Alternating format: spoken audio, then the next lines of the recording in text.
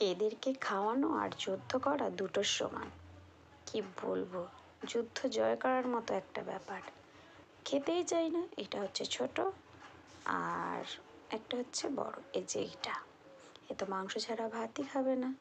Sorry, আজ খিচুড়ি করেছিলাম, তো খাবে না।